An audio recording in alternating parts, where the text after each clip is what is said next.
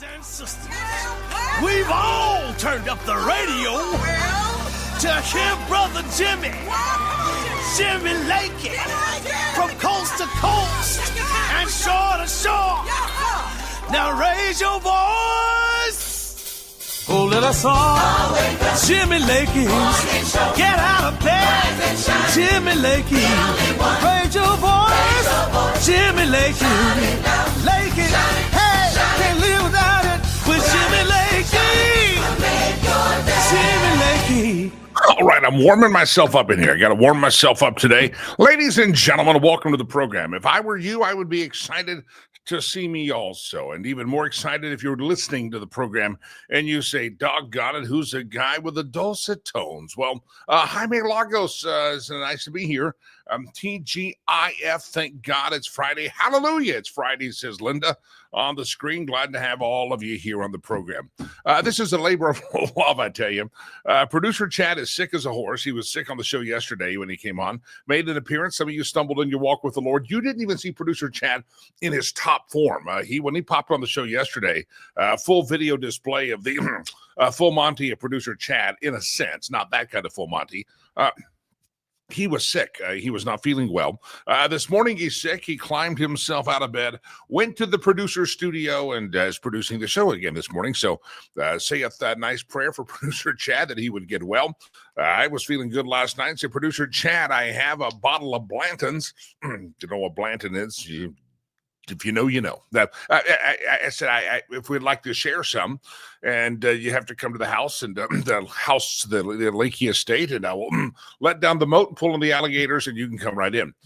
He said, I'm too sick for Blanton's. And I said, oh my God, he's really sick. So he's up this morning producing the show. I was up until 3:30 a.m., not because I wanted to be. I had a situation we're dealing with in Rwanda in Africa for a charity that I had to converse with my fellows at real time, and they were asleep in the afternoon, and 9 hours time difference. So anyway, it's a labor of love. This would have been a day that lesser men would have called in sick and taken a rain check on the show, or called in the substitute host. But here we are. Here we are this morning, Friday, the 21st day of November, year of our Lord, 2025. Pleasured, pleased, and thrilled to have you on the show. I'll get into some details of what I was talking about, the situation we're dealing with in Rwanda. A very tragedy broke out yesterday. We had to address and handling that. So we'll talk about that. To give you. People say, Jimmy, it's so nice you run this nonprofit and how warm and fuzzy it makes you feel. I will never be able to. What if I could run it now? Go do it. Because sometimes you have something that happens that you have to deal with in a tragic situation. We had a girl a couple of years ago got run over, not at our school, but a kid at our school got run over by a car or a truck and was killed. We had to deal with that kind of crisis and fallout that happens, and something else happens. So I'll update you here in just a minute, but thank you to all of you that did help with producer Chad's matching funds offer yesterday. He and his wife said we'll match the first $500 of donations that come in, and I think we got there pretty handily. Got over the top, right of the line with a lot of the listeners, and then Jay Ratliff made a generous donation yesterday. So we hit that goal. We're gonna have to set another one for today with this situation, but I'll tell you about that here in a minute. All right, it's seditious Democrats. Let's talk about this. Everybody see the video has been circulating around for now a couple of days. We've talked about it on the show, in which these Democrats have served in various places of service, from the military to the CIA, put out a video saying, if you're in the CIA, wink, wink, you can kill people. I mean, you can kill the president. I think that's what they're getting at. I think that's what the seditious Dems. President Trump, Jason Crow of Colorado, from, I believe, the 6th Congressional District. He was on that video, and a lot of kickback on this, and I'm curious if you have had any of that. A lot of you listen to the program in Colorado. Have any of you contacted or heard any statement from old Jason Crow? Is he defending himself?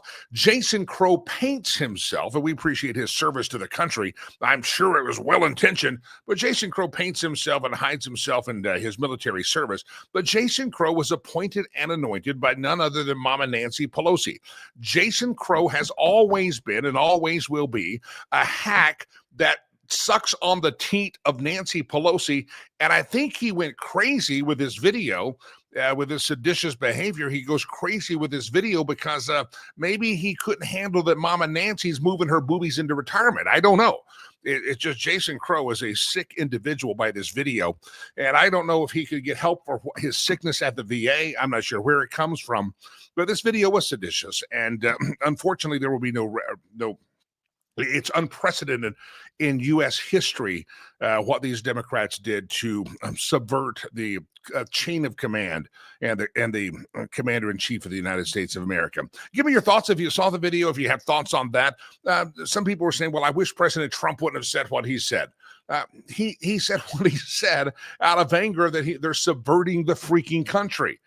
They're basically giving a wink and a nod that, hey, we have a deep state. We have an underbelly in the military. We have an underbelly in the CIA. There's a deep state out there. And, if you have orders that you would like to determine are illegal, wink, you don't have to perform those. You can rebel, and we will have your back here. Anybody that served in the U.S. military knows the code of conduct that they have, and they know and are trained as to what orders are legal and how they're supposed to behave, and they're well aware of it. And it was really a sick and twisted video that put out by these many Democrats, but it shows how sick and twisted and dark they are in their heart, that they just don't understand that they have lost an election. They've lost a lot of people in their opinion, and rather than getting back in the arena of ideas of how they're going to make people's lives better, they're out there subverting the U.S. Constitution. Jason Crow is a pathetic individual, and I think he should offer the resignation in the 6th District of Colorado. He should step his ass out of office and go seek the mental help that he needs, because I'm not sure he's going to be able to cope. He's already shown signs of breaking now that his puppet master, Nancy Pelosi, is stepping out of office. So Jason Crow, please go get the help you need. You served your country, but don't do a disservice to your country now by continuing in office. You need to go seek help, because you're showing signs of mental delusion and a lack of understanding of the Constitution, and everybody else that was on that video as well. We'll talk more about that throughout the course of the morning, but give me your thoughts, especially, I know there's probably some of you on the listening audience right now that live in the Jason Crow Congressional District in Colorado, and some of you are out of state as well. Love to have all of you give comment on that. Seditious Democrats. It's a sad world when the people that have served their country don't seem to any longer understand the Constitution, or they are so filled with Trump derangement syndrome that they cannot just let it go, and they're subverting the Constitution because of that. Isn't it interesting? The Democrats were claiming this great victory lap a couple of weeks ago, that they had won these elections and all this was fantastic for them, and Democrats were really kicking butt. They were rejecting Republicans in New York and Virginia. And what did I say? Don't read too much into it. The Democrats are going to have a victory lap, and they're going to dance and pretend that they know the Trump dance, which they don't. They're going to really pretend that they have really hit a nerve with America. And what did I say on the program? I said, what you had in that election a couple of weeks ago, Democrat states, Democrat cities did what Democrat states and Democrat cities are going to do. They Democrated, and it was not necessarily a sign of national momentum for the Democrats. And people said, no, the Republicans have to change their message and really start talking about affordability all the time. That's what won those elections. If affordability was the winning message that the Democrats thought they could glom onto right now, if affordability was really the message, and the Democrats had some hope to offer for people that think that is a top priority, then the Democrats would have stayed on message. Was it a fake victory lap? Was it a fake, we found the message? No, I'll say it again, Democrat state, New York, Virginia, did what Democrat states do. Democrat municipalities like New York City, Portland, Minneapolis, they did what Democrat blue municipalities do, and they Democrated. And you just have to take it to that. You can always learn something. There's always some notes to take and say, oh, notice this trend. But as far as a national trend, if they thought that was the national trend to talk about affordability, I'm sure Democrats would still be talking about it. But now, rather than a couple of weeks after the election, are they talking about affordability? Do you know one policy that the demented, insane Jason Crow has to offer when it comes to affordability? If that was the winning message, why isn't Jason Crow have his little smarmy ass out there talking about affordability? Because it was a Democrat state, a Democrat election doing what Democrats do. And so what are they back to? They don't have a winning message. They don't have a winning sermon to preach. And so because they don't have that, they're back to Trump hating and Trump derangement syndrome. All the Democrats have, besides intellectual bankruptcy and a very dark soul supporting very dark policy, all the Democrats have right now is that they hate Donald Trump. And they do have a collection of Jasmine Crockett wigs that I guess when Jason Crow wants to play dress up, he could probably borrow one of Jasmine's wigs.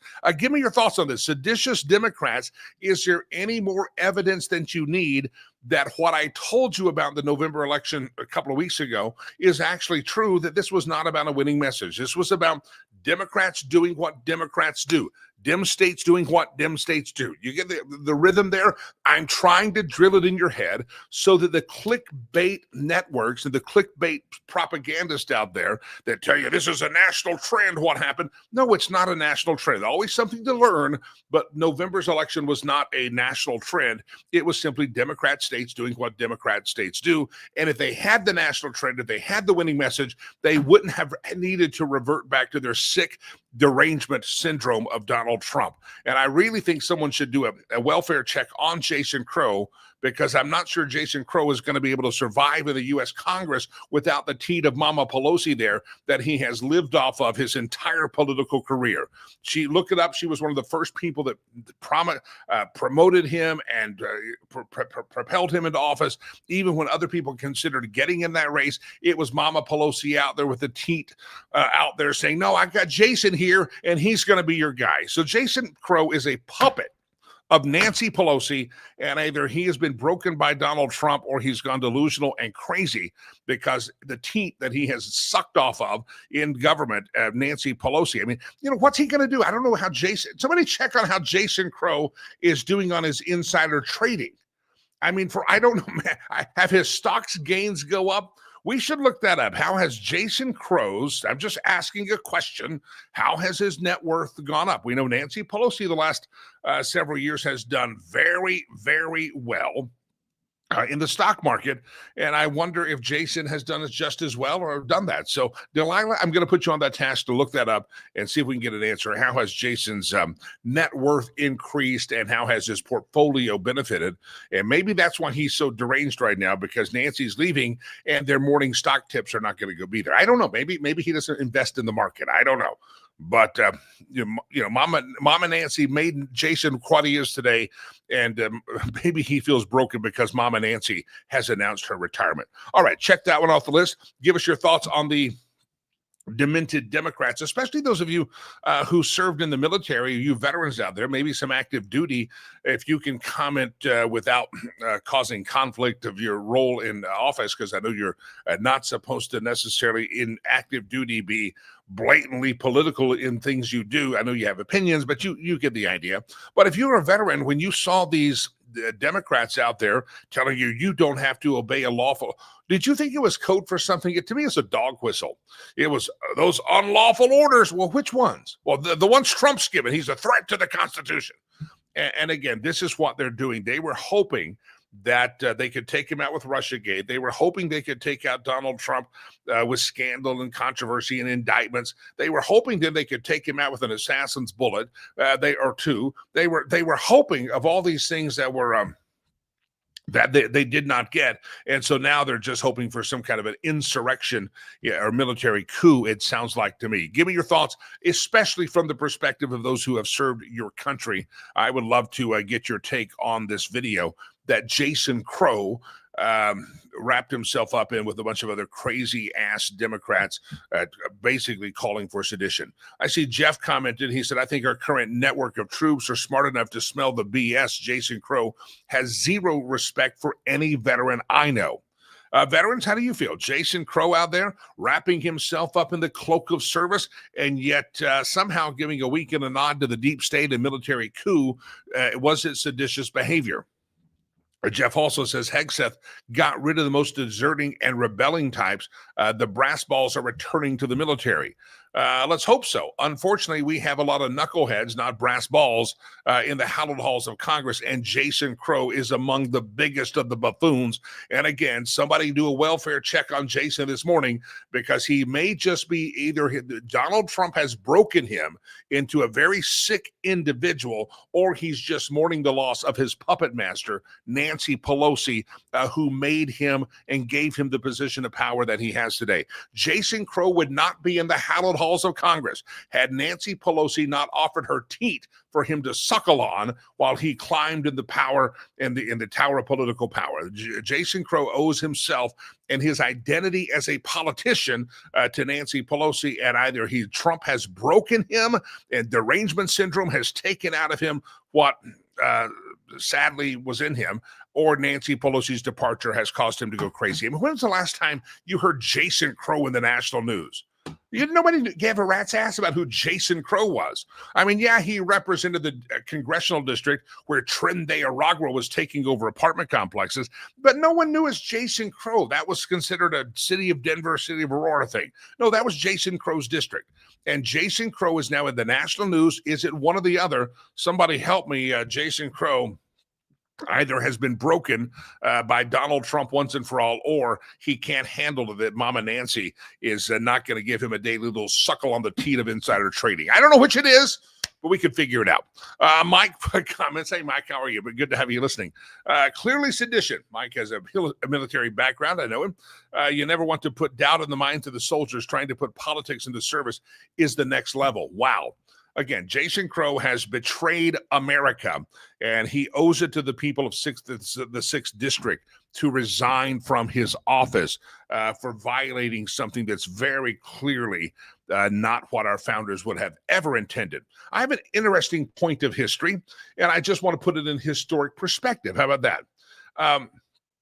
We oftentimes view politics from the realm of the world we're in today. Most people think that the modern world begins the day that they're born, and probably the real modern world is the day they're in high school or in college. That's why you have so many friends that kind of relive their college days.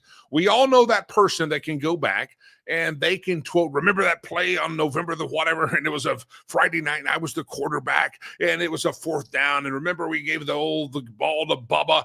They can replay every part of their high school and or college career, whether it's sports or what have you. You know those types of people. I was listening to, in all respect to those who have served their country, on the anniversary of the Marine Corps birthday, the 250th birthday of the Marine Corps. I was with a lot of people that week. There were several celebrations that I attended in which their Marine Corps guys, I won't call them veterans or past Marines. They're Marine Corps guys, and they were all there. Many of them not looking near as sharp as what they used to look. Like I can judge, right? And they were talking about, and they could go through antics. Well, I remember the Sarge did this and this, and they're going through play by play, and you could tell that was the pinnacle of their mental and physical acumen. And they were replaying it like a guy reliving the final drive on his homecoming football game in high school. And there's nothing wrong with that, but You know people that are stuck there. Well, a lot of folks get stuck in the history of where they're at now, and the modern history begins the day they're born. I have an interesting point of history from Honest Abe Lincoln. We have an American history that started before Ronald Reagan, before George W. Bush. For some of you, started before Kennedy. There were other presidents, and to all of us, they probably seem like ancient history. And I'm just going to let this history story go out for what it's worth, and just let you know that there have been seditious Democrats before, and what happened to them. Again, this is just a point of history. This is not instructive by any manner. This is not something that I encourage. I'm just giving you perspective that we have had people in the Democrat Party, whether the old Democrat Party or the new Democrat Party. It's the same Democrat, the party of the KKK. That's the Democrats out there. Let me just read this. This is Jim Hoffa, the Gateway Pundit. Let me just share this with you as a point of order in American history. Former CIA official and current U.S. Senator from Michigan, Elizabeth Slotkin, and a group of Democrat former military and intelligence community congressmen and senators released a video on Tuesday to address current military and intelligence community members. The seditious Democrats falsely told the U.S. military, sailors and Marines, and intelligence personnel that the president is pitting them against American citizens, and they have a duty to disobey his alleged illegal orders. Now, they couldn't tell us what an illegal order was, but hey, this president's a threat. You got to disobey his orders. Well, is he illegal orders? Well, which one's illegal? As Kristen Taylor reported, the seditious conspirators featured a video. There are Elizabeth Slotkin, Mark Kelly of Arizona, former Navy officer and NASA astronaut, Chris DeLuzio from Pennsylvania, former Navy officer, Representative Maggie Goodlander of New Hampshire, former Navy Intelligence Reserve officer and wife of Biden National Security Jake Sullivan, and former Air Force officer Jason Crow, former Army Ranger. So we go through this whole list of bio, and they're out there winking a nod saying, Donald Trump's really a threat. He's not obeying the Constitution, so you can wink. We got your back if you disobey his orders. Slotkin posted the video with a statement that said, quote, "We want to speak directly to the members of the military and the intelligence community. The American people need you to stand up for our laws and Constitution. Don't give up the ship."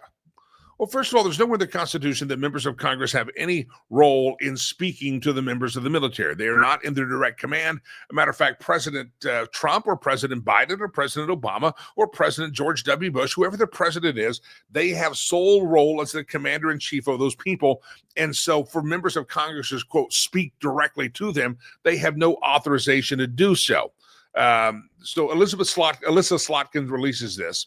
And let me give you this point of history. And then Donald Trump comes out and talks about seditious behavior at the highest level. These traitors should be arrested and put on trial, said Donald Trump. And there's this story. Past presidents have executed traitors, seditious conspiracy. This has happened throughout history. Now, let me give you the history of it. Again, not instructive. It's just to put it in perspective that it's not the first time in American history that the party of the KKK, the party of Nancy Pelosi, the party of Jared Polis, the party of you just name it, Chucky Schumer, they have committed seditious behavior. Let me read this. The great and wise Abraham Lincoln also witnessed seditious behavior from the left and was eventually assassinated by another radical Democrat. But he had actually, according to Grok, look it up, he had hanged traitors. Abraham Lincoln's administration executed people convicted of treason related to wartime offense. They arrested them and tried them and acted accordingly.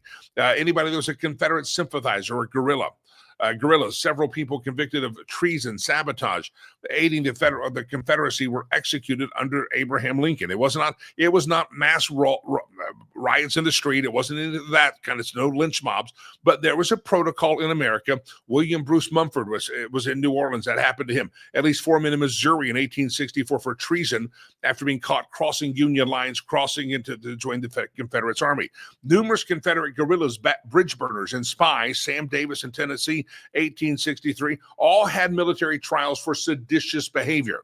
It goes on, the whole list of history of what has happened when Democrats before have crossed the lines of sanity and crossed into the line of sedition. So for people to say, Donald Trump, he's the first president in American history that has ever said members of Congress might be committing sedition. No, there's a long list of people who were punished. Now, to my knowledge, none of them were public officials, but maybe the public officials then actually had a little bit more common sense. Lincoln was most notably merciful by the standards of Civil War presidents. He routinely would pardon or commute death sentences for deserters and other people that were spies or saboteurs. But of the roughly 267 Union soldiers that were formally sentenced to death and forwarded to him for review, he approved execution in less than 50 of the cases. Abraham Lincoln was mostly issuing pardons to people that by the system for seditious behavior were not going to live much longer. And so there is a historic perspective that America has dealt with sedition. And ask yourself, in this day and age with Jason Crow and these whack jobs out there putting out a video that really has forced them to be called upon to resign, you have to ask yourself, where does this fall in history? Well, Abe Lincoln knew how to deal with that. Dave says, according to Dan Kaplan, who's a talk show host in Colorado, you outside of the state, apparently all lawyered up before they put up that video, and that should tell you something right there. Oh, they knew exactly what they were doing. Democrats are full of lies and hate. It's kind of like, what was it, Jasmine? She put out a statement the other day, and she says, well, Lee Zeldin, he took a donation from Jeffrey Epstein. She knew full well it wasn't that Jeffrey Epstein, but she still was willing to talk to her lawyers, figure out if you'll just say a Jeffrey Epstein, not the Jeffrey Epstein, then everyone will know, and that will cover your ass on slander. Well, this is what the Democrats do. They lawyer up. They're going to say some crazy things, and as they say some crazy things, you have to know that they've lawyered up so that they can get by with that. Scott says this, and I don't want to go with it, but I'm just going to say this is what Scott put up there. I floated the idea maybe Jason Crow has either been broken mentally by Donald Trump, as so many Democrats have, or maybe Jason Crow is upset and in derangement syndrome or frantic because Mother Nancy has left him alone in the huddled halls of Congress because he was always Nancy's boy. Scott did some quick research in the chat room. Scott's usually trustable. As of July the 16th, 2025, Jason Crow's net worth is an estimated $4.3 million. Now, there are 435 people in the House of Representatives. I'm not sure, but he's ranked 156th in Congress.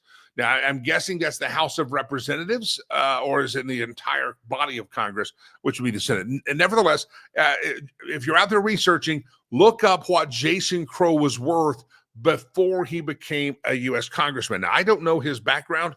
I know his bio says he's a former Army Ranger, and we appreciate the service that he gave to the country. Hopefully it was more patriotic and wrapped in red, white, and blue than his term in the hallowed halls of Congress, where he's just been wrapped up in Nancy Pelosi's coattails the entire time. Hopefully he used to serve with patronage to the red, white, and blue, as opposed to patronage to Nancy Pelosi and the hate that has filled his heart. But I'm just asking you, Jason Crow's net worth, if Scott is right, and I don't doubt it, about $4.3 million. Now, I don't know what he did after Army Ranger School. For all I know, he invented like something and he became rich. But if his net worth is $4.3 million, he's in the top 25% of all of Congress with his net worth roughly. Did that wealth and abundance come during his term of Congress? That's the curious thing. And I again, maybe he had a great career before he ran for Congress after serving as an Army Ranger. I don't know. Give me your thoughts. Appreciate the information, Scott. We'll continue to look into it. I asked Delilah to do it, but she's playing a yo-yo in the corner. I asked Delilah to get on it. She's like, I got a yo-yo. Okay, yeah. Walking the dog, rocking the cradle, or whatever they do. She did all the tricks of it. Where the hell did you get a yo-yo? Oh. She says she got a yo-yo from Aiden, one of the other hipster youth. They bring toys to work. I don't even know what's going on anymore. All right, let's have fun. Let's have some fun. A couple of fun stories I have not gotten to this week. By the way, Doug Giles is going to be on the show today. Everybody ready for Doug? Doug's going to be here. It's going to be exciting to have Doug back on. And you got to take in every moment of Doug Giles today because he's on with us Friday, right? This next Friday will be Black Friday. I will be just to have arrived in Africa, and we will not be doing a show on Black Friday. So sorry to disappoint you. The following Friday, I'll be in Africa next Friday. And the following Friday, I will be getting ready to board a plane to come back to America. And we will not be doing a show then because it's 9 hours time difference. And it's morning here, but it's about the time I'm boarding a flight there. So the next 2 Fridays after today, we will not have a program. At least live show here, but so take in every bit of Doug Giles that you can this morning. That comes up at 9 o'clock in the Mountain Time, 11 o'clock on the East Coast. Anybody heard this story? Moving to some more fun stuff besides the seditious Jason Crow. The last penny ever to be minted has survived wars. It has survived famine. It has survived nuclear blast. The penny has lived through a lot of American history. And yet now the penny is going bye-bye. They're no longer going to produce them as of now. 300 billion pennies are still in circulation. The fact is that we're not making more because the penny shortage could happen over the holidays. We're not making more people. I saw it at the bank. Please give exact deposits. If you need a penny back in your deposit, we may not be able to give you pennies. I've seen warnings at stores that they're expecting a penny shortage. I'm wondering, though, if all of us would go through not just our seat cushions, but all of us would go through the ashtrays that we have, or those little cups or bowls that we have sitting around the house that we collect spare change in. Maybe when you empty your pockets out, you set it on the dresser, or you put it wherever you put your pennies at, your spare change. You know, they say that there's a penny shortage right now because they're not going to continue to mint them because they cost like 2 to 3 cents to make, and they're only worth 1 penny. It costs them more to make them than that. And so it's a budget thing, but people still need pennies. And now they're saying could be a shortage of pennies.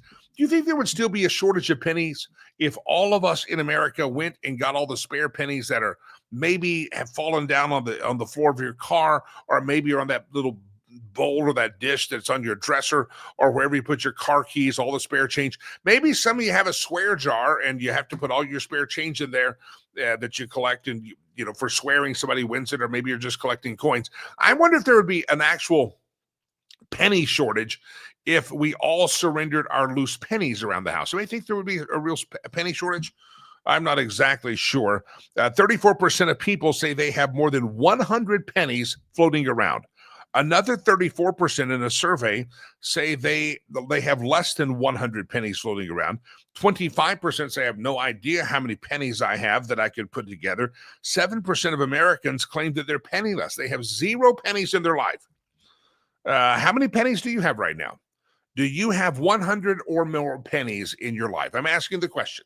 How many pennies do you have? It's not necessarily a question of the day. I've got that still to come. Do you have any pennies in your life? How many pennies? How many of you are actually right now in the audience could tell me you're absolutely penniless? You have no pennies. There's not a penny in the car ashtray. There's not a penny on the dresser. There's not a penny stuck on the floor. You to your knowledge, you have no pennies. I'd like to meet you because I've got a lot of pennies, and oftentimes I don't know what to do. 34% of Americans say they have more than 100 pennies laying around. So if you're that person, remember when you see that sign that says we have a penny shortage in America, it could be your fault. You know, I know the Democrats like to blame everything on Donald Trump, and we can blame a hell of a lot on Nancy Pelosi, Chuck Schumer, and Jason Crow, and Jared Polis, and Gavin Newsom. But listen, if the penny shortage affects you, it's probably someone in the chat room. It's probably their fault. 34% of Americans say they have more than 100 pennies that they could use and give in. And if they did that, that'd be good. Next week is Thanksgiving. This is our final Friday show before Thanksgiving, obviously. And producer Chad knows that I like gravy. Southern boy, you don't get a body like this eating kale all the time, my friends. This is just, I've earned this. And he knows I like gravy. So a lot of times he'll say, oh, look, because producer Chad is a great cook, and he will show me a recipe or show me something he's doing. And I'd say, you know what would make that better? And he will roll his eyes and go, gravy. I'm like, yeah, white sausage, creamy gravy. Oh, that would make that even better. And so I like the gravy. Well, I saw this and my heart was blessed. And I want to bless your heart as well, because yeah, I want to be a blessing, and I have been blessed. Let me read this story to you. Would you be okay with chicken instead of turkey on Thanksgiving? Sure, I'll be happy with that. KFC is hoping you're going to say yes, and they're trying to insert themselves into the Thanksgiving with a new meal that they're offering called the Extra Crispy Festive Feast. Say it with me, Delilah. Extra Crispy Festive Feast. Thank you. Extra Crispy Festive Feast. Instead of turkey, you're going to get a bucket of fried chicken along with a flight of 3 different gravies. You know, flight is just, it makes it sound fancy, right? You're going to get 3 different kinds of gravy with that. A flight of gravy. I've heard of a flight of wine or a flight of whatever, but yeah, this is a flight of gravy, which actually I'd take that. I think that's fantastical. $25, you're going to get 8 pieces of chicken, 2 sides of mashed potatoes, 4 biscuits, and 3 types of gravy. The gravies are, you ready? A drum roll, please. Here we go. The KFC gravies include a brown gravy. That's all right. A white peppercorn gravy. A white gravy? Yeah, put some sausage in that, baby. That'd make it better. A white peppercorn gravy and a new gravy that they're going out there. It's called Southwest Cheddar Gravy. It almost looks like they just added queso to the menu, I think, but they're calling it gravy. But either way, if you want to call queso gravy, that makes gravy even a better food category. I'm starting to think that gravy should be its own food category, because producer Chad shows me these things. He makes it, smother it in green chili. It's a Colorado thing, New Mexico thing as well. And I'm like, well, mix it with white sausage gravy, and it would be a real good thing. Anyway, the KFC has added to the gravy line as Southwest Cheddar Gravy. The press release cites a poll that more than 35% of Americans say they don't like turkey. And so they're saying, hey, we got 35% of Americans that don't want turkey on Thanksgiving, so we should serve them something besides turkey. Let's give them fried chicken. Speaking of Thanksgiving, another fun story here. That 82 million travelers are expected out this year. That's up about 2 million people. Only 80 million people traveled last year. 73.3 million of the people that are going out are going to drive. 6 million will fly. 2.5 million will take buses, trains, or other modes of transportation. Personally, I think like Greta Thunberg, go buy a canoe or something and travel that way. Yeah, save the planet this Thanksgiving. But if you're going to leave on a road trip, you need to know where. It depends on where you're headed. The worst times to be on the road are going to be next Tuesday, this coming Tuesday, from noon to 9 p.m. You don't want to be on the road from noon to 9 p.m. Don't worry, I'll be on a plane to Africa. Don't worry about me. And then also next Wednesday, so Tuesday evening and then Wednesday from 11 o'clock to 8 p.m. And those are really broad stretches, but basically if you can avoid traveling pretty much late on Tuesday or sometime midday and late on Wednesday, then you're probably going to avoid some of the Thanksgiving traffic. The best day to drive if you're going to go somewhere, if you got to hit the road, is next Thursday. Not a lot of traffic, especially on Thanksgiving morning itself. If you're renting a car to make the drive, Hertz said next Wednesday is going to be the busiest day for vehicle pickups. Domestic car rental rates are supposedly down 15%. So there's your best and worst days to travel for Thanksgiving if you're going somewhere. What else do I have here? Oh, yeah, I did the gravy story, right? They're also, I'm told, Heinz, the Heinz ketchup company, and I haven't found it yet. I think it's online. I'm going to look this up, producer Chad. Heinz is producing gravy. They already have gravy in mixes, and they have gravy in a glass jar. I'm told that Heinz is producing a squeeze bottle of gravy. I don't know the details of it. I will be learning about that right after I learn about Jason Crow's net worth. But I'm going to watch it because I think it's fantastic to think about a squeeze bottle of gravy. Now, the problem with that is it's going to be, the squeeze would suggest that you're going to put it right on top of something. The problem with that is it's not warm yet. So you're going to squeeze it into a bowl in which you can warm up. You'll want warm gravy. Cold gravy, Overrated. Believe me, I know. You don't want cold gravy. You want warm gravy. But Heinz is putting out a squeezable bottle of gravy. And between that and the KFC story, I have to tell you that's you're welcome. All right, I want to get to Sherry Cree here in just a second. Also want to tell you a sad story. Producer Chad came on the program yesterday, and he announced that he and his wife were offering $500 of matching funds for the first $500. $10 become $20. You get the idea. Up to $500. And producer Chad is going to make that donation and to Rivers Promise. And no sooner than I had finished the show, and that's going for our Christmas projects and our Christmas gifts. And I want to get to Sherry, and I'll wrap up the show later after Doug Giles with the same topic. I got an email from our crew in Rwanda, my team over there, with sad news. And we had a little girl, 10 years of age, that went home crying, and she wouldn't eat. She just cried for a couple of days. Mom was getting worried about her starving herself, and a 10-year-old girl crying, not talking, very delirious. And Mom took her to the local clinic in the village, which is not high tech, but it is a medical kind of triage center. She goes in there, and they're talking to the girl, and she's not talking. And they told the mom to leave the room. Mom leaves the room. They sit down and talk to her. Turns out over the past couple of days, this young girl had been, let's just say, sexually assaulted by a 20-year-old man that lives somewhere outside of that village. And he had threatened what he would do if she ever told. And so she was living in fear that she couldn't even tell her own mother. Well, the medical team got that news of information. The local authorities, Rwanda Bureau of Investigations, were called. They tracked the guy down. He was about 10 miles there is a long way because you're usually walking it. He had gone 10 miles away. They found him, arrested him, and are investigating the whole situation. Well, she has immediate needs. She has some physical things that we have to look after in the examination. She has counseling, therapy. The family's traumatized, the whole thing. Well, it costs Rivers Promise money. We take care. This is one of her kids, and you can't just say, nope, we only pay for your English class or your math class, but you get raped. We're not. No, you have. It's a holistic approach. And you'd hear that something like this happened in a public school in America. Mental health teams would be on campus. We don't have that. So we want to make sure this girl has all the help we need. And first of all, happy we raised all that money for shoes through producer Chad's matching gifts. I'm sad that we have to take other money and raise money for this. So I pinged my board and said, anybody want to help out on this, these costs here? And I'll reach out to she is sponsored in her sponsorship program. That's a call I get to make today to her sponsor and say, I'm so sorry. And again, it was the guy's in jail, and we believe everything will work out all right. That being said, any donation that you give today, know that sometimes we talk about happy things to Rivers Promise. Oh, buy the kids shoes, send them to school.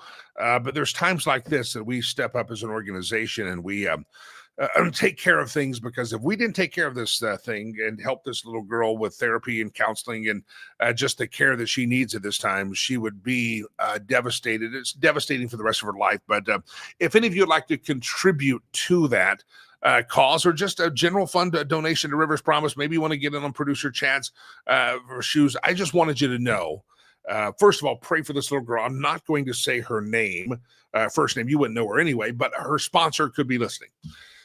So I've got to call the sponsor on that. Can I put that call off? But I'm not going to say her name, but just pray for this little girl. Say your prayers. This little girl, she's now safe. The bad guy, the suspect, if you will, has been arrested. And let's just say we had a situation like this happen a few years back. A girl was walking a long ways to get fresh water. A similar thing happened to her on a weekend, and that person that did that will never see the light of day again. And by the way, that little girl, because of Rivers Promise, is fine. She thanks her sponsor all the time. Thank you for helping me during my trauma time, my hard time. And we know what she's talking about. She doesn't need to relive it, but she's always thankful for that. So anyway, for anybody. So that being said, if I'm a little glassy-eyed this morning, I'm on a 9-hour time difference, and I'm trying to get triage money over there. Is she at the hospital now? Because, she's got some health insurance, but what do we have to pay to she doesn't get stuck at the hospital? So it's a 9 hours time difference. And so by the time I could get clear answers from my guys and kind of get a real triage of the situation, I was kind of about 8 hours behind on news, like where are we at on this thing, and waiting for an update. By the time I got the answer and I was figuring out how to get them money in the middle of the night, and wire transfers can take a full business day. So magic happens. You figure out how do I get them money. By the way, they don't have Venmo there. There's no Venmo. They don't have Cash App. There are other apps. It's a difficult thing to send money instantaneously there. Western Union was closed here, and you can do that. So I was up till 3 or 3:30 this morning. And finally, I told my guys in Africa, I said, guys, I got to go to bed. I'm going to get 2.5, 3 hours of sleep at the very most today. So if I look bleary-eyed or I'm making no sense, blame it on Sleepy Jimmy. Just blame it on Sleepy Jimmy. All right. That being said, thank you, Producer Chad. Your matching gifts were great yesterday, and I want to go watch that show after my day yesterday learning about this little girl. I'm going to go, let me go back to the happier times. We're just raising money for shoes and not have to pay for a tragedy that happened to a little girl. And justice, let me tell you, this guy did it. Justice will be served. I'm telling you, it will be served, and God will figure it out because they don't put up with this stuff. All right. Yeah, there's no the cash bail thing ain't working for this guy. Yeah, I know the Democrats here would be trying to bail him out and saying he's underprivileged. We got to get him out. He's only 20. My God, no. Not there. They don't have that Kamala Harris crap going on over there. We want to make a donation, go to Rivers Promise. It's the craziest fundraising pitch ever. RiversPromise.org, RiversPromise.com. Make a donation. This is the kind of crap we deal with. I talk about sponsorship and shoes and uniforms. But, we deal with stuff like this sometimes.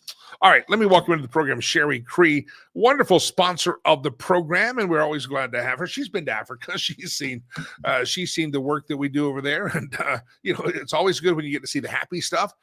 The stuff we're dealing with yesterday was kind of sad. But Sherry Cree is back, I think, last week. She was out of town, then I was out of town, and Sherry, have you missed me? I gotta ask her. I think Sherry how are you, Sherry? Good morning. I'm matching you with the glasses. I was just gonna say, I'm glad you got the note that we're supposed to match on the glasses. I'm so bleary-eyed because I got about 2 or 3 hours sleep that my eyes are blurry, so these are helping things focus a little bit more. Sherry, great to have you here. Yeah, I just want to tell you that, I would, contribute, do whatever it takes for the girl that you were.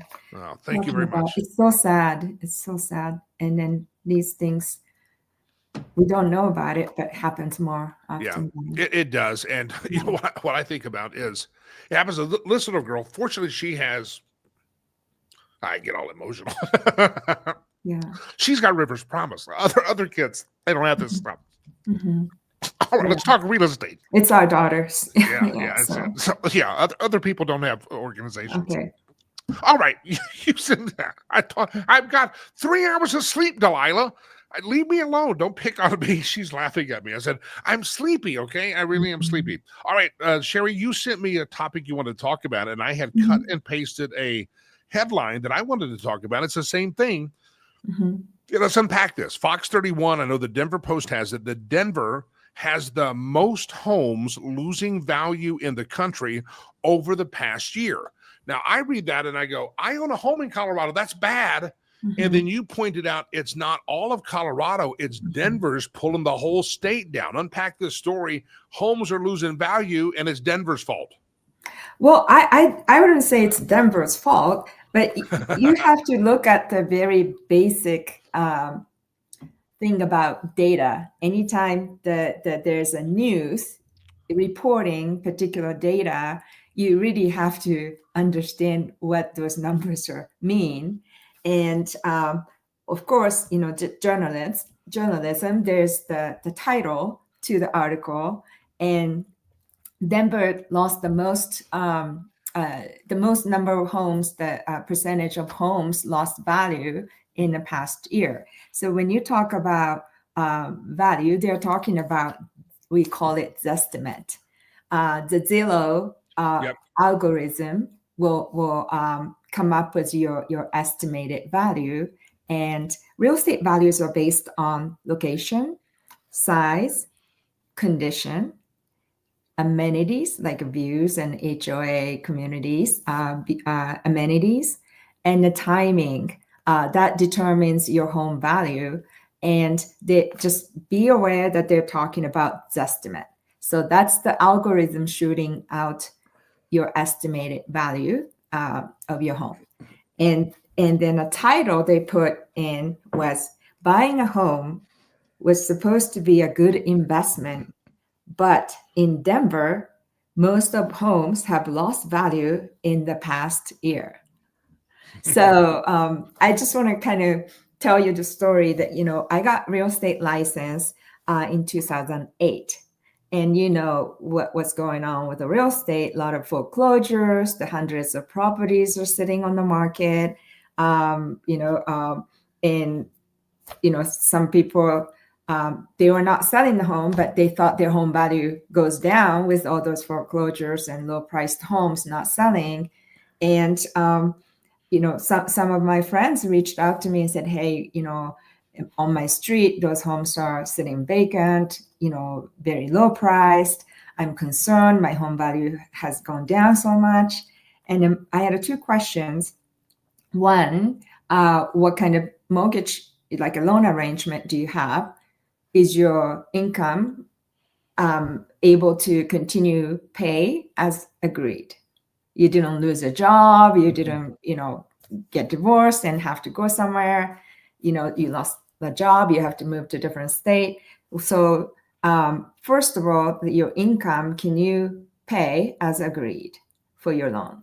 And then the second question was, do you need to move somewhere else? Can you stay where you are? And if the answer is yes to both of them, you just pay lower property tax because your valuation goes down. The equity of the home doesn't really matter until you need to tap into it by refinancing or selling the home. So just keep in mind, real estate is not a very liquid investment. And just like any other investment, it goes up and down. But in the time frame of going up and down are like whale, it's a common sense based. The value goes up, value goes down. But if you look at long term, because real estate not supposed to be something that you invest in this month and cash out 3 months later. So when I was, as a starting real estate agent, typically the newer agents start from working with a lot of buyers because you don't have past clients who you sold the house to that they come back to you and they say, now we need to sell this and buy something else. So we work with a lot of first-time home buyers. And then, as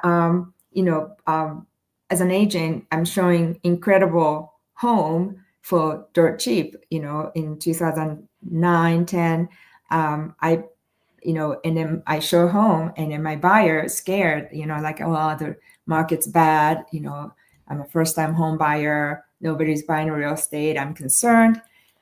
And then they pass on it. So I okay, well, I'll buy it, and then I picked up, several single family home for $100,000. And wow. So then now, the investment property produce income because there's always use for it. And then over time, I've been generating rental income and then property's been appreciating incredible rate long term. Now, if I had to sell it 6 months later, I don't know if I made money on it. So just everybody needs to kind of chill out and then remember real estate is a long-term investment, very common sense based, very safe, appreciate, without, putting a lot of action to it. So I think that the title that the put in, like buying a home, supposed to be a good investment, but most of the homes in Denver has lost value in 1 year. It seems like it's just like, people need to read the article and then data presented there to assess what's being said there. Yeah. So, So the headlines are kind of fun and they're spectacular. Oh yeah, that sounds bad. you're saying everybody take a deep breath. Just because homes in Denver or it doesn't matter where you're at, New York, the value goes down for 1 year. Long term, hang tight. It's going to bounce back. That's how real estate works. Absolutely. But getting into that numbers, the share of the homes that lost value in the past year, according to Zestimate, it doesn't take into consideration, like if you did a beautiful remodel, finished the basement, your home didn't go down in value, just talking about general without taking into individual element into consideration. The 91% of Denver homes lost value in the past year. And then average value decline since the peak of your valuation, again, overall data is 9.7%. So if you remember, COVID and then after COVID, in Colorado, our real estate values are like skyrocketing. Yeah. Like 14% annual, 17% annual. And then from the peak of your valuation, the average value decline is 9.7%. So it's more like a correction to me than, something to worry about. And then because of this over time appreciation in your home value, it's nothing like 2009 that people are in upside down on equity and foreclosing, or you have to negotiate short sale in order to get rid of homes, forgiving for the deficiency amount. It's nothing like that. Most homeowners have huge equity in the house. Yeah. So it's very, very different situation. I think it's just a title catches everybody's attention. And as a media, that's important. Yeah, that's just what happens. Sherry, before we run short on time, homeswithsherry.com. I've been telling people, I know they're thinking of Thanksgiving turkey, they're thinking of Christmas. Some people may want to do it now, but even if it's January, February, March, now's the time to make a call to start getting that strategy together with you and figuring out the best time. And it all can vary month to month, depending on whether you're buying or selling. People talk to that person who says, I'll call Sherry in January. I'll talk to her the month before I want to list my home. Now's the time to start thinking ahead. I mean, there's an importance in starting the process now, even if you don't have the sign of the yard. They need to have that meeting now. That's going to be the best thing they can do, right? Am I correct? Yes, absolutely. And then if you are a seller or considering to sell your home, you need to remember your benchmark. When you bought a house, if you bought it 10 years ago, you had a huge appreciation. Well, the value might have gone in the past year, but it's just more correcting.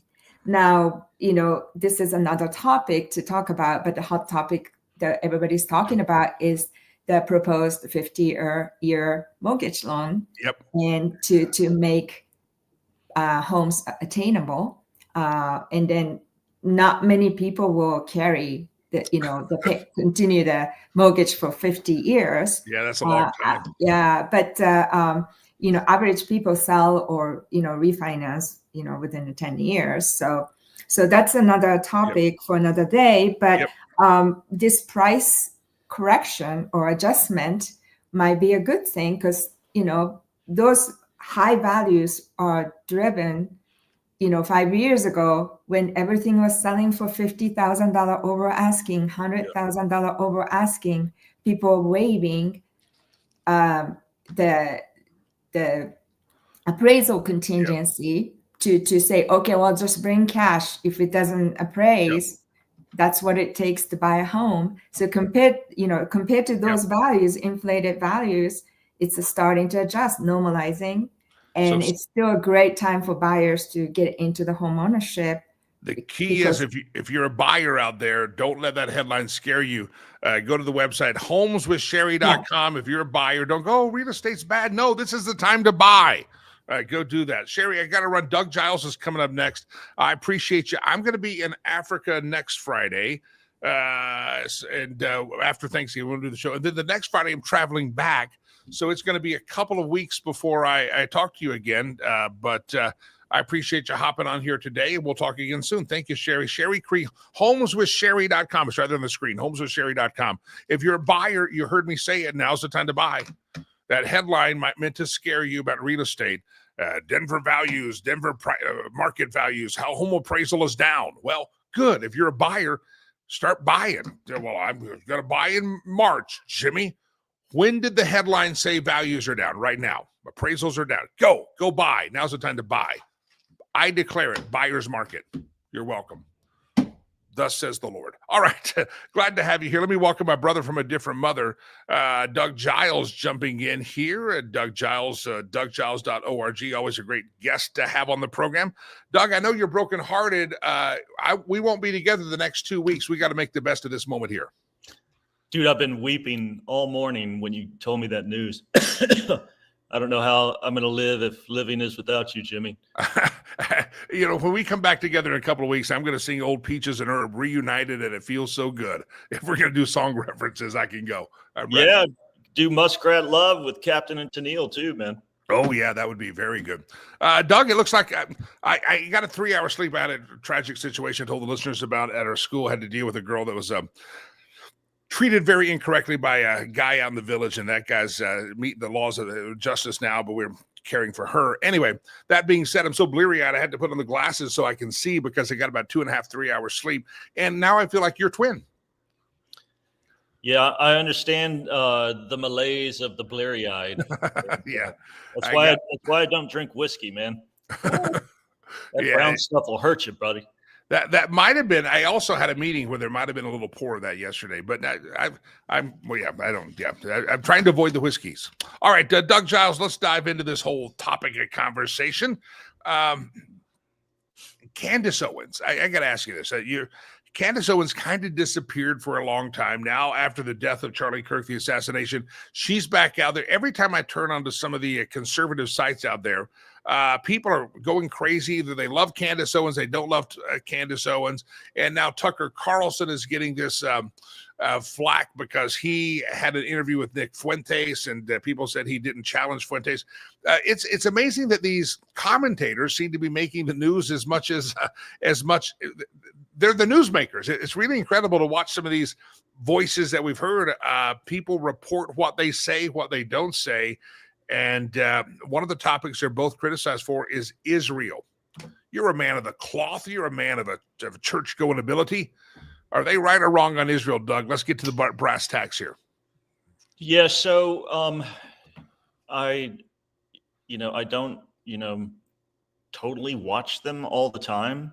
I am fascinated with Candace's investigation into Charlie Kirk's murder. It seems like she's the only one who gives a shit, and I don't buy Tyler Robinson shot him, with the 30-06. No, he didn't. A 30-06 would decapitate him. Jimmy, I just got back from a red stag hunt in West Texas, and I used a 30-06. And the red stag's a big deer, 350, 400 pounds. And the 30-06 traveled the total width of that red stag with the bullet lodging just underneath the skin on the left side of the stag. It went through shoulder bone. It went through dense muscle. It went through its heart, went through both lungs. And on the left side, it again, hit bone and then went through muscle. And we're talking about probably, 30 inches of width, maybe 3 feet. Big deer, man.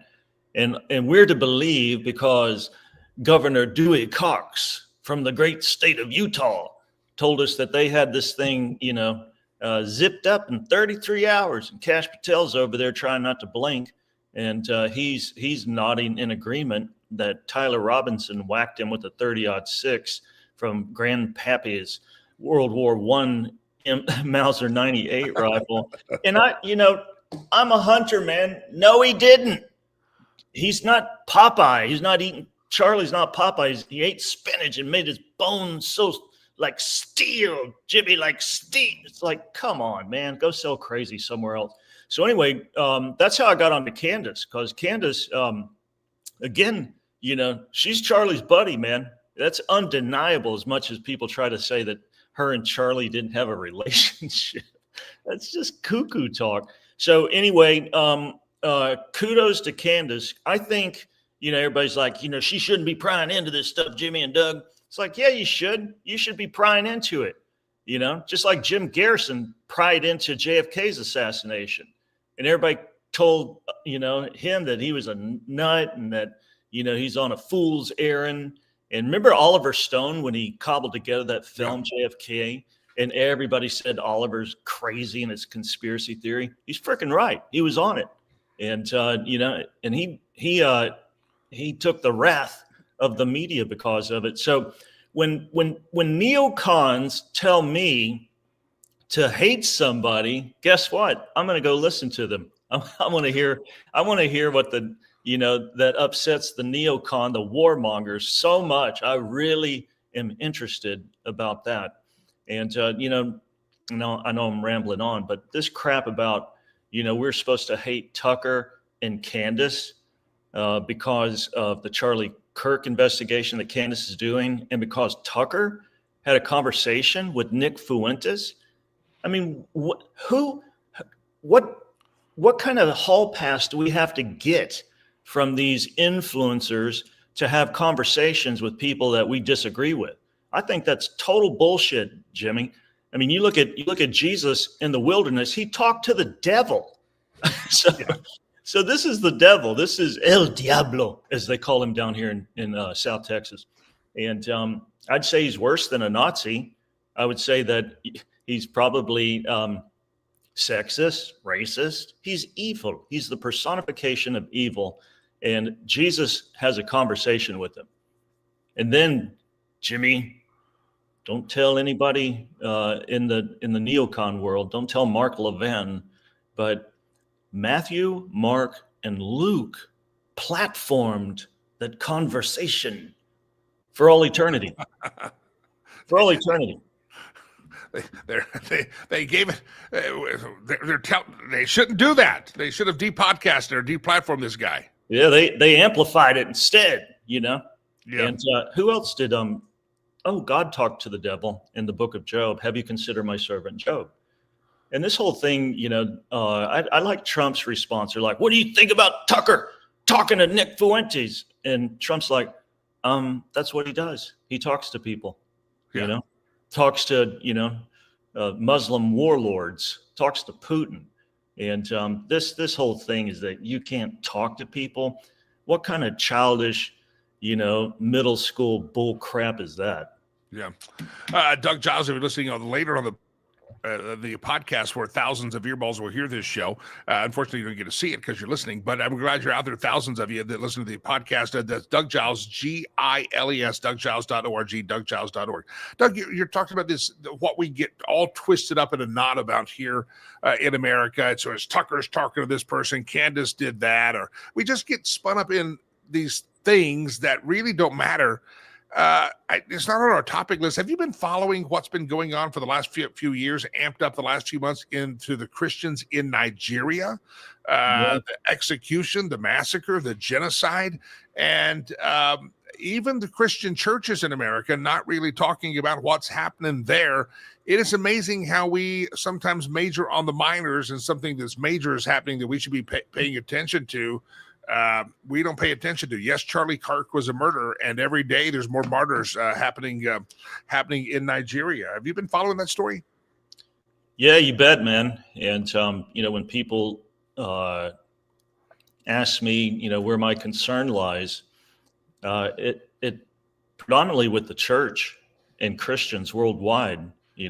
Forgive me if I don't get spun up about some Middle Eastern conflict that's been going on for millennia. Okay. Yeah. The thing that gets my dander up is, again, you see the Christians in Nigeria, and I think they kidnapped 25 schoolgirls just 2 or 3 days ago. A couple of days ago. Yeah, these are Muslims. They come in there, and they've killed hundreds, if not thousands, of people, and 25 schoolgirls. And we hear nary a peep about it. The major Christian influencers that are pushing us into forever wars. and that we're disobedient to the Lord if we question Benjamin Netanyahu. Are you kidding me? I can't question anything Netanyahu does because he's Israel. Again, man, I'm a Christian and I can question everything. I'm called to question it. I'm called to investigate. But here's the thing that, again, Jimmy, that puts my dander up, and I don't even know what that means, but it sounds bad. CNN, Fox News covered it a little bit, but there's nary a peep. Trump put it on the map, and I think I think it's sad again that these Christian influencers, these leaders, not saying anything about people in the body of Christ. I guess they're the wrong color, man. Yeah, I've said that before. When the Boko Haram stole those girls several years ago, and I remember the old days that Michelle Big Mike Obama came out and held up a sign and said, "Give us our girls back," and she had the duck face. So sad. I'm like, this is stupid. We're dealing with personification of evil here, and holding up a sign on Twitter is not going to get us anywhere. But again, you go to most churches across America, you'll probably be more prone to find more churches in America that are holding classes on biblical end-time prophecy, Israel, Netanyahu, how the end-time chips are falling into place, than you will about the persecution of Christians and martyrdom around the fate of Christianity. We're being told to go to the End Times Prophetic Conference, but nary a mention or a prayer on Sunday morning for the persecution of the church in Nigeria. Yeah, especially if you go to Calvary Chapel. Their magazines are why, again, we should lock, stock, and two smoking barrels be a part of Israel's 75 front wars, and but again, Christians getting liquidated, whatever. That's in a far, far away place. So's the other conflict that's going down. But there will be a curse upon thy brood, Jimmy, if you speak ill of BB. I don't buy it. Yeah. I don't, forgive me, Lord, if I'm sinning. But John the Baptist said, hey, to the Pharisees, to the leaders of Israel, he told them, it's like, don't come up to me saying that Abraham's your father. And then John looks down at the rocks. He said, God can, from these rocks, raise up children of Abraham. In Christ, there's no Jew, there's no Greek. We're all fallen. You're either in the first Adam or you're in the last Adam. And I don't care where you hail from, Yeah. So that's just silly me bringing the Bible into this equation. It's crazy, Doug Giles. Here's another sign. I'll read your tea leaves here. If you go to a church that did not talk about the death, the assassination, the murder of Charlie Kirk, and you go to a church that has not mentioned the Nigeria massacre, how many more signs do you need that you probably need to find a new place of, let's say, fellowship? That's just me. Yeah, again, and there's, I wouldn't say it's a multifaceted reason, but there are, several reasons. I think one of them is, the whole church has been pussified, that they're not going to talk about anything that would be remotely deemed divisive because, Jimmy, the mistress's BMW costs a lot of money. Expanding, the church's Woman Aglow wing, that's going to set you back $2 or $3 million. And so you don't want to piss off, some flaming libtard, that's in the fourth row. And so they avoid all of these topics like Rosie O'Donnell does her ab blaster, because again, it could affect their bottom line, if you know what I'm talking about. Yeah. Doug Giles, do you go shoot a turkey for Thanksgiving? Do you hunt your own turkey? Do you go down to the grocery store? I hate turkey, man. I hate it. I mean, it's just, there's very few people that just know how to really rock a turkey. It's usually the most dry. You got to drown it in gravy, And so when I was out hunting red stag last week, dude, we were covered in turkeys. I could have got my limit super easy, and I just don't like the food. I mean, it's just nasty. What you having for Thanksgiving there, the Giles estate? Yeah, so man, my daughter, she has really figured out the chili, and so we're utilizing some beautiful, wonderful, high protein, low fat, yummy elk meat, and man, the hoodoo voodoo that she has done in this recipe for chili, I could eat chili until Jesus comes back. So. I know you're going to laugh at me when I say this, but it's getting cold down here, and it's like, like getting around 50. And so it's time for the chili. Hey, man, when it gets 50 degrees, and I lived in Miami for 20 years, anything below 64, I'm putting on a jacket. Yeah. So, yeah, 50's cold. I can't do the Colorado stuff, bro. We haven't really had snow in Colorado, at least where I live, yet. It's been the longest dry, no snow period in recorded history. And for that, some people are panicked. And I'm actually saying, thank you, Jesus, for answering my prayers and not letting us have snow. I know it's coming, but when it comes, I'll be envious at your 50 degrees. I'll be coveting your 50 degrees. Doug Giles, we'll miss each other the next 2 weeks, and we'll sing Reunited. It feels so good. Folks want to follow you, read your books. It's Christmas time. I mean, it's time to start buying those Doug Giles books and leave them out for your libtard relatives, put them on the coffee table, or just give us gifts out for Christmas. Yeah, stocking stuffers, man, big time. And, again, you're very familiar with my books. I pull no punches. And they're short, Jimmy. They're short. You can actually finish one of my books. Have you ever read a book and you're just like, I can't read the rest of it?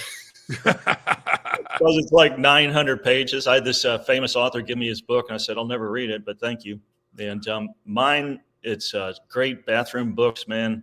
Just sit in there for like 45 minutes, boom, done.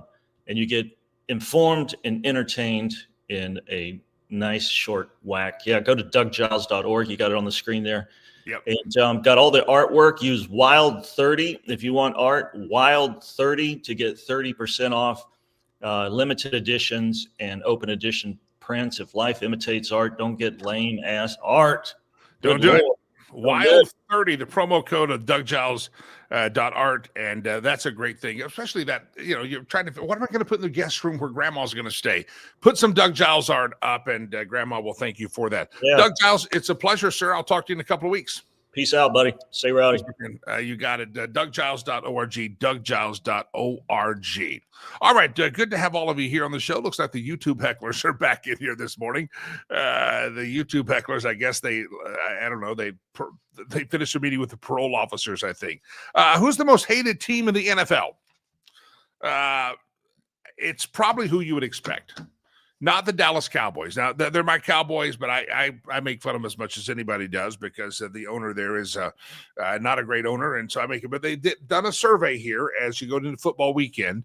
A sports betting site used Google's keyword planner to figure out the most hated team in the U.S. It wasn't a survey. It was actually looking up keywords and algorithms and saying, okay, this team's really hated. You know who's 13 different states, including Alabama, California, and Texas? Most hated team there? Philadelphia Eagles. The Philadelphia Eagles. Number 2, 8 states, including Colorado, where I'm at, hate the Las Vegas Raiders. Colorado, Utah, Missouri hate the Raiders the most.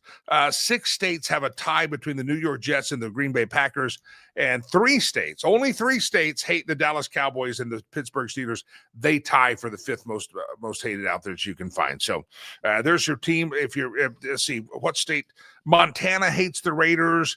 Kansas is most hated as the Raiders. Now, this is interesting. In Georgia, Atlanta, it's the only state in the union that their most hated team is the New Orleans Saints. I'm not exactly sure why they would hate the New Orleans Saints in Atlanta, but they really do. But there's a whole swath. I've got the map here. A whole swath of states that hate the Philadelphia Eagles. And for that, I have to say, I don't blame you. I hate the Philadelphia Eagles as well. I'm supposed to catch up a game with the Eagles and Cowboys that I guest play this weekend. And one of my most annoying pansy Eagles friends wants me to meet with him and have cigars while we watch the game. And I told him I probably will, but I may I may get a little cough going on and not be able to go, because it's hard to watch a football game with the Eagles fans. They're just really sensitive, delicate flowers. They really are. All right, glad to have all of you here on the program. Don't forget, we will not be here except one more show before Thanksgiving. That's Monday. And I would like to also remind you, I got a little emotional early in the show talking about the situation that we have at our work in Africa. Found out that one of the little girls that is sponsored was in her neighborhood, in her village, and was assaulted by a very bad person, a very bad man, 3 different times. And they finally got the information. So that guy's in jail. But we're trying to help her care, etc. And if you'd like to pitch into that, that would be a great thing. I'm going to be making a donation today and do that. Somebody asked me how much is to go. We don't really know. Ongoing care, therapy, counseling for the girl. She's hopefully, I'm waiting as soon as the show's over, I'll be checking in. It's 9 hours in advance. Hopefully they got her the hospital care. She had gone to remedial kind of frontline village trauma center. It's medical, but they just want to do a more thorough check, and that was going to be happening. And that's why I was up till 2 or 3 in the morning trying to instantaneously get money over there. Western Union is not an option at that time. Wire transfers from our bank take 2 or 3 days. This was money needed instantly. So, and the guy who's on our bank account, it was too early, and I needed to get it to the village. We had it in our bank accounts over there. I was working hard on this whole thing, and it was a tough night. So if you'd like to contribute, I messaged our board yesterday. I said, I'm going to set a goal of about $1,000 on this because over time, more therapy, counseling that this little girl's going to need. And if you'd like to contribute towards that, feel free to do that. Monday, we'll come back and we'll talk more about the schools, the gifts we give for Christmas, but anything you give. If you get a Rivers Promise today, we would appreciate $25 is a new pair of shoes for the kids there. $10 is a uniform. $30 feeds a kid 2 meals a day. You get the idea. Producer Chad generously offered up matching funds yesterday. I was contemplating going in and say, if producer Chad can do it, I can do it. But I haven't had the chance to think through my matching funds offer because I was up so late dealing with this other thing. So maybe Monday we'll come back with something like that. But if you'd like to make a donation today, I know for some of you get paid on a Friday. If you got a couple of extra bucks, feel free. It all goes to the kids, and I will be some stuff I had to send immediately, but the other stuff I'll be delivering over there for the Christmas gifts for kids. Go check out our website, riverspromise.org, riverspromise.org, riverspromise.com, riverspromise.org. We'd love to have your help on that. By the way, we'll talk about this, and I don't have time to show it all, but if you haven't seen, this is our campus. This is our Legacy Christian Academy campus here. And this building here is already completed right here. That's the building you keep seeing. We're going to be announcing soon the construction, doing the construction of all these other buildings. This is kindergarten through 6th grade. And then, where's it at? I'm looking at it upside down and backwards. This building is done. That's the building you see. These are about to come. This is kindergarten through 6th grade. And then our teacher housing unit is going to go right here. We've bound to break ground on that here real soon. So anyway, we'll talk about that more. But anytime you give right now, we're just giving to the kids and helping them have a great Christmas and keep them in school. You can help us. Got to send some money there real soon for the food supply. If you can help us out with that, that'd be great. It's a busy time of year. A lot of stress to run an organization at this time of year. All right. Glad to have all of you here. Let's do the meme roulette section of the show. We talked about Sherry Cree, homeswithsherry.com. Don't forget that. Ladies and gentlemen, this is my cheap little globe because we're a cheap show. And we got big time hecklers out there on the YouTube. That's exciting. We're a cheap show and they're paying attention to us. Keep paying attention, boys. Round and round the globe we go. Where we steal the memes from, no one knows. Embarrassed Cleveland Browns suddenly realized they forgot to put a logo on their helmet the whole time. Hated when that happens. You ever wonder that as a kid? I'm like, where's the logo, Daddy? It's a brown helmet. That's an orange helmet to me, but some people call it brown. I never got it, but I'm colorblind. Round and round the globe we go. Where we steal the memes from, no one knows. Truilla the Gorilla says the word retard is not meant for people with handicaps. It's meant for non-handicapped people who are stupid. If you don't understand this, you're a retard. Rest my case. Round around the globe we go, where we steal the memes from no one knows. I got to blow this one up because I just took the glasses off and now they think they're falling. There is no problem too big for the government to solve, and no matter too big for the government to care about. And Ronald, that's Mamdani the Commie. Ronald Reagan said, well, the 9 most terrifying words in the English language are, I'm from the government and I'm here to help. I think I will listen to the Gipper more than I will the Commie Mamdani. It is exciting, though. He gets sworn in real soon, right? He's going to the White House today. He's going to become the mayor in the next couple of weeks. They're going to, raise his right hand and put it on the Charmin bag. And do you swear to tell the truth? Oh, yeah, he's going to do all that stuff, right? Mamdani the Commie. It's like his first job. I mean, it's a big day. I hope his mom walks him to the bus stop and everything. I mean, the guy's going to be a mayor. It's his first real job. Sad. Round around the globe we go, where we steal the memes from no one knows. This came from Jeff. He hangs out in the chat room sometime. Rapunzel, let down your hair. And then he sees that it's a blue hair. Yeah, blue and pink. Yeah, living in mama's basement probably. That's not mama's basement, but yeah, that's scary. Those people hang out on YouTube. Rapunzel. Yeah, I'm okay. I'll take a pass, Rapunzel. You can put your hair back up. I'm done with you. Round around the globe we go, where we steal the memes from no one knows.